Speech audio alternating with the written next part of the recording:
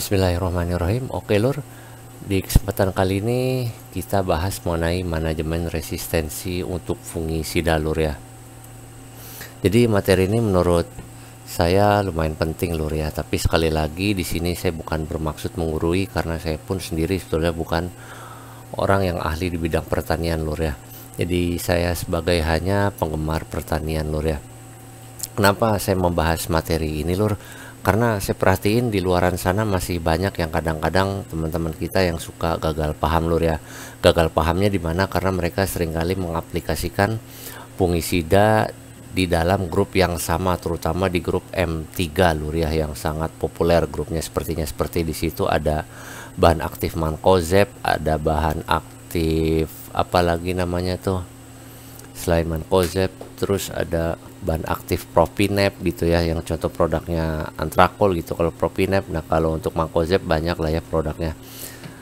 Nah sebetulnya kalau dilakukan pencampuran seperti itu lur ya, penggabungan ataupun prolingan antara mancozeb dan propinep itu menurut saya sih nggak tepat lur ya, karena sama-sama dalam grup M3. Dan ya memang sih ya di grup M3 itu kan resistensinya rendah lur ya. Jadi mungkin ya agak nggak mengapa juga kalau melakukan perolingan dari mancozeb ke propinep. Cuman kan ketika kita ingin mengaplikasikan racun seperti ini kan harus diperhatikan betul-betul tujuannya apa gitu. Apakah kita ingin meningkatkan daya bunuh dari racun tersebut atau apa gitu kan. Kalau perolingan apakah kita ingin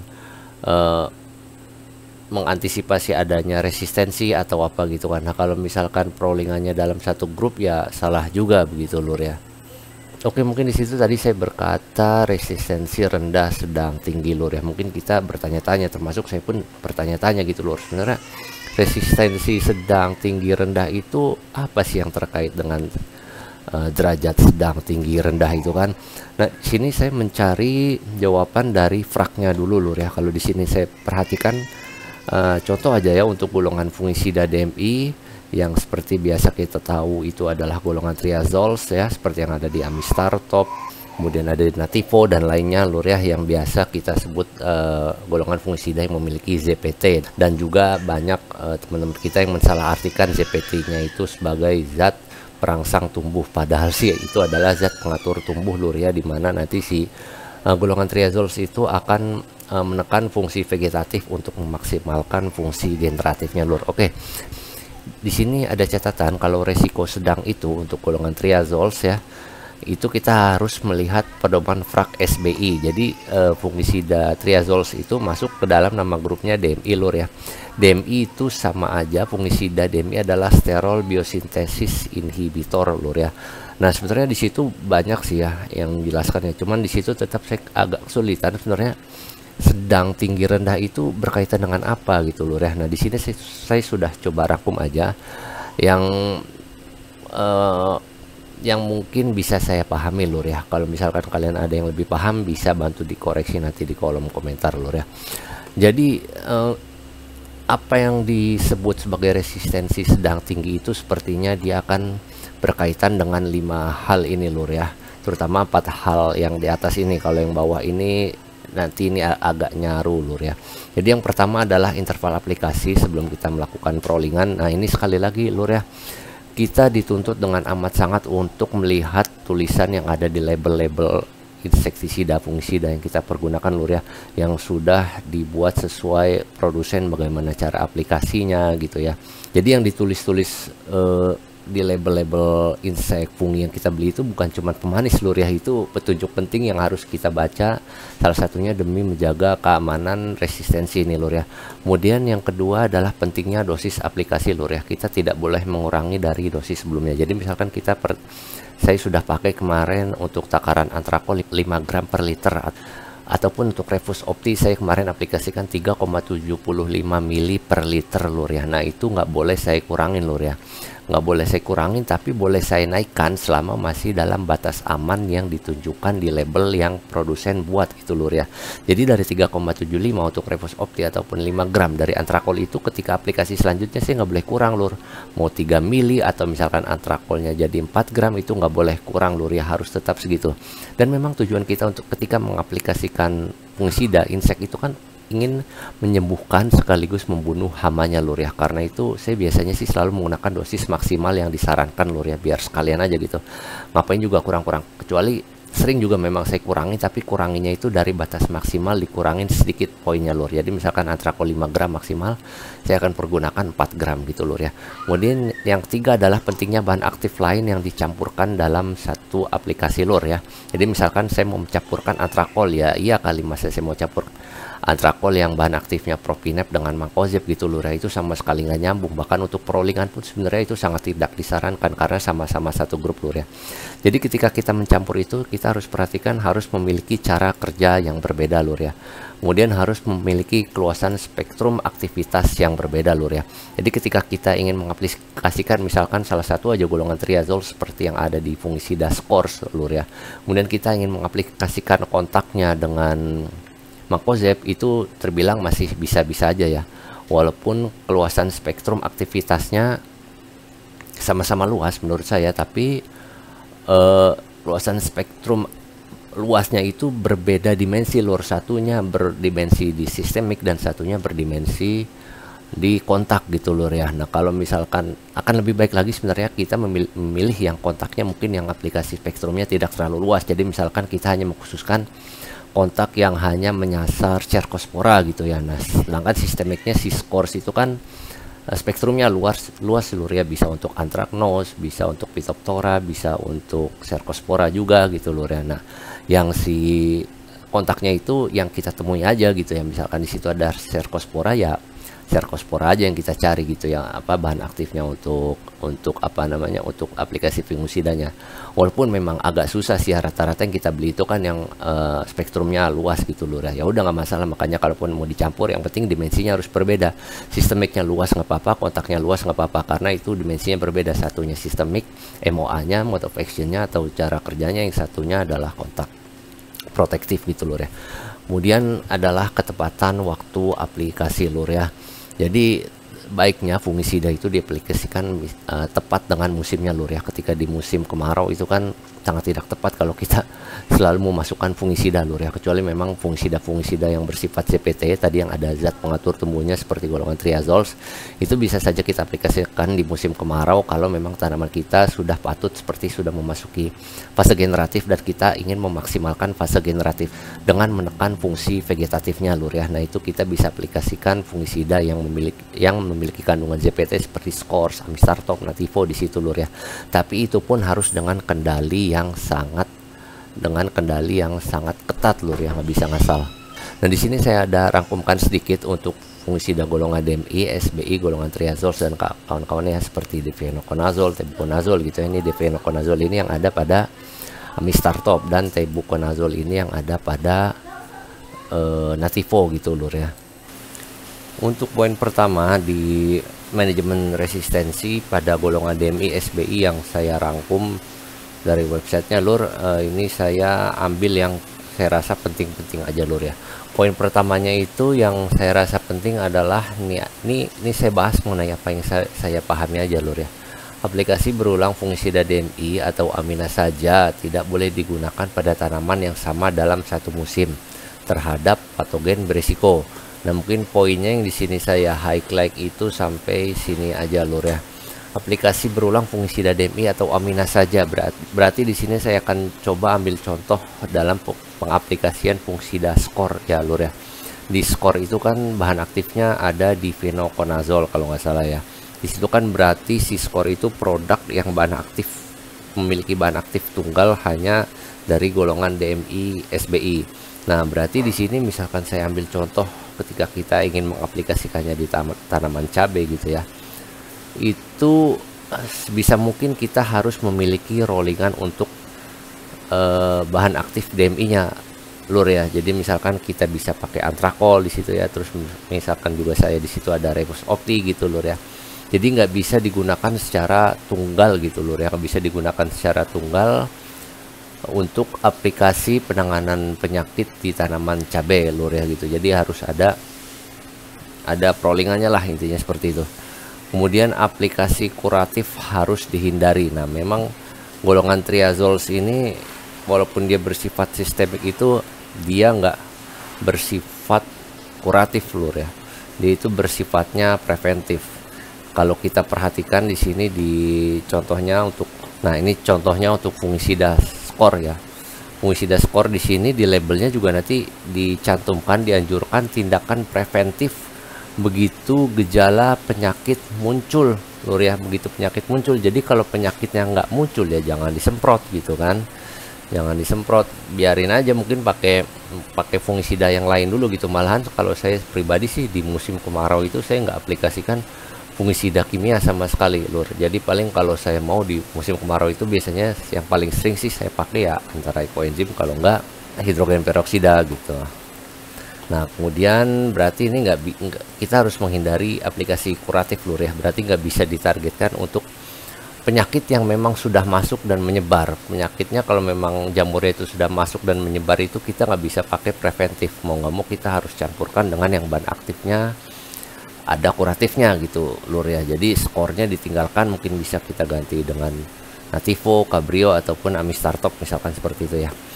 Bila pergantian atau penggunaan campuran tidak memungkinkan karena kurangnya fungisida mitra yang efektif atau kompatibel yang tidak resisten silang, maka masukan SBI harus dicadangkan untuk bagian kritis musim atau tahap pertumbuhan tanaman. Nah di sini sebetulnya untuk fungisida spores kurang jelas juga di labelnya penjelasannya lur ya. Tapi kalau boleh kita perhatikan di fungisida Amistartopnya, di mana dia juga mengandung bahan aktif difenoconazole lur ya. Di sini ada catatan di labelnya, itu penyemprotan volume tinggi dapat diaplikasikan 4 kali pada fase vegetatif dan 2 kali pada fase generatif lur ya. Berarti kalau saya tarik garis sedikit aja ya, berarti maka masukan SBI, masukan fungisida skor ya, kita kembali ke skor lagi, masukan skor harus dicadangkan untuk bagian kritis musim atau tahap pertumbuhan tanaman. Ini berarti kita membahasnya bagian kritis musim. Misalkan kritis musim lagi puncak-puncaknya penyakit biasanya di musim hujan lur ya. Nah terus mengenai tahap pertumbuhan tanaman tadi, kalau dikaitkan sedikit dengan yang ini kan ada fase vegetatif, fase generatif. Sebagaimana yang kita tahu kalau fungisida golongan triazoles itu kan dia dapat digunakan untuk menekan pertumbuhan vegetatif dari tanaman lur ya. Dan dia nanti setelah menekan vegetatif dia akan memaksimalkan generatifnya seperti itu. Jadi mungkin garis lurusnya di situ lur ya, tahap pertumbuhan tanaman. Jadi kalau kita mau menggunakan di luar musimnya penyakit, di musim kemarau gitu, itu bisa gitu, nggak masalah. Cuman ya memang harus dengan aturan yang ketat gitu lur ya. Kemudian kita masuk ke golongan QOL atau golongan metoxiaklirat azoxystrobin. Ini juga yang ada di Amistartop, dan metil trifloxystrobin ini ada di Nativo. Fungisida QOI ya, ini bukan L lah tapi I gede, QOI sangat efektif dalam mencegah perkecambahan spora, dan oleh karena itu harus digunakan pada tahap awal perkembangan penyakit. Coba kita lihat di sini lagi, penyemprotan volume tinggi. Penyemprotan pertama dilakukan sebelum ada gejala serangan penyakit lur ya.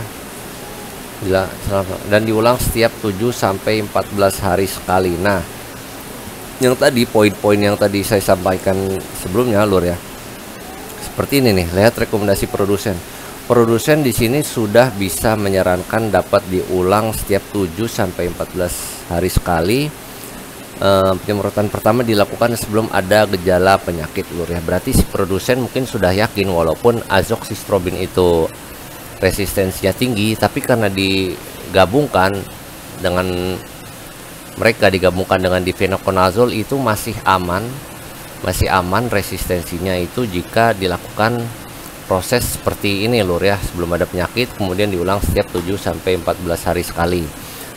Pembatasan jumlah total aplikasi QOI dirinci dalam rekomendasi tanaman tertentu ya, seperti yang ada tadi tertera di label produk QOI. Contoh fungisida Cabrio yang dia di dalamnya itu hanya tunggal piraxlostrobin, fungisida tunggal ya, yang hanya mengandung fungisida QOI tunggal, harus digunakan dalam aplikasi tunggal atau blok secara bergantian dengan fungisida dari kelompok resistensi silang yang berbeda. Nah ini kalau saya artikan lur ya, saya artikan sederhana, mungkin ketika kita misalkan hanya memiliki fungisida misalkan Cabrio ya, yang kandungannya ini ya piraxlostrobin dari golongan QOI ya, itu kita nggak boleh campurin dengan bahan aktif lain lur ya. Ini kan si QI ini kan dia sistemik lur ya. Misalkan mau saya campurkan dengan antrakol, kalau menurut rekomendasi FRAK itu nggak boleh ya. Menurut rekomendasi FRAK itu nggak boleh. Cuman memang saya belum pernah mencoba secara langsung. Kalau misalkan kalian ingin mencoba sih silakan ya, seperti itu. Kemudian resistensi silang ditujukan antara semua anggota fungisida kode 11. Nah ini jelas ya, berarti kalau kita punya Cabrio kita nggak boleh beli lagi yang namanya Amis Startop lur ya. Kalau mau kita belinya itu adalah Skor.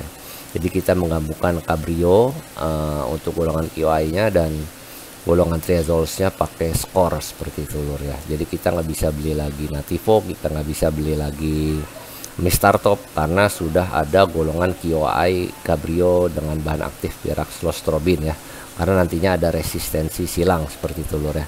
Kemudian golongan terakhir yang saya punya adalah metalaxyl dari fenilamida. Fenilamida, metalaxyl dan kawan-kawan sebaiknya digunakan sebagai tindakan pencegahan. Pencegahan ini berarti preventif lur ya. Jadi memang jelas si metalaxyl yang ada di bestromil itu kan memang dia fungisida sistemik. Dan pencegahan preventif itu nanti dia sedikit berbeda dengan protektif lur ya.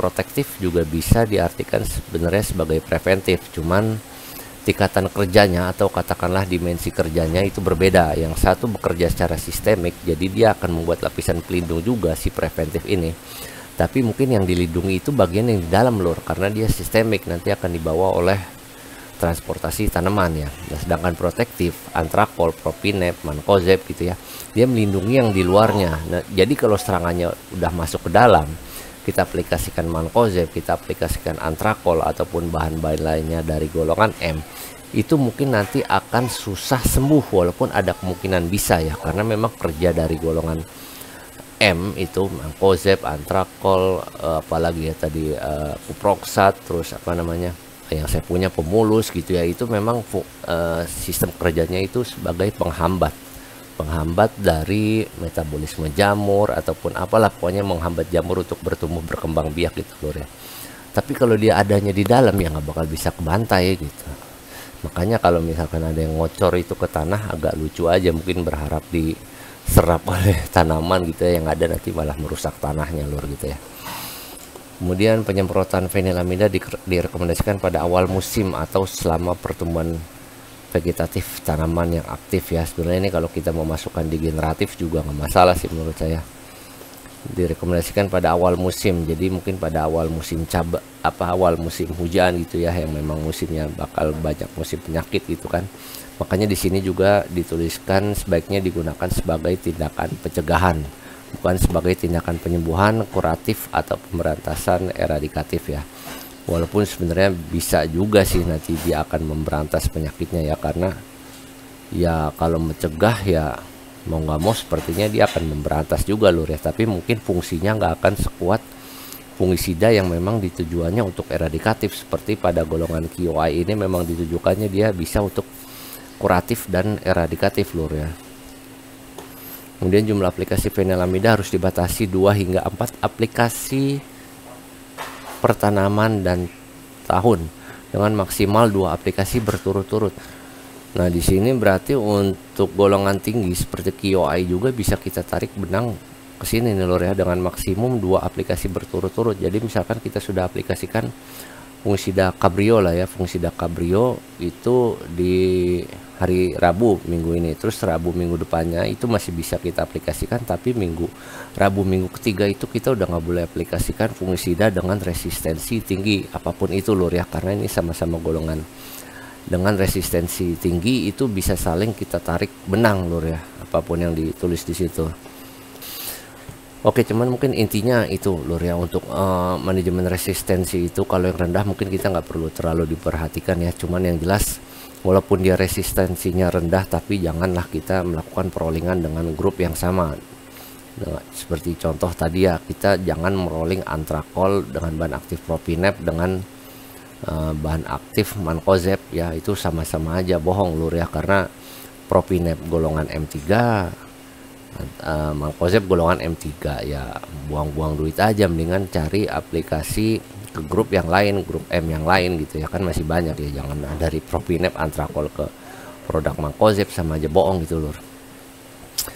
Oke, mungkin untuk manajemen resistensi sampai di situ aja lur ya. Yang penting 4 poin ini harus dipahamin ya. Interval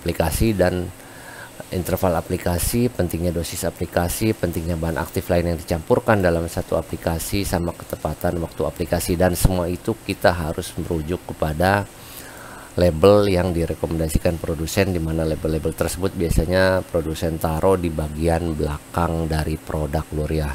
Itu nggak boleh diabaikan karena itu bukan pemanis lur ya, itu informasi penting yang kita sebagai petani harus pahami dengan benar.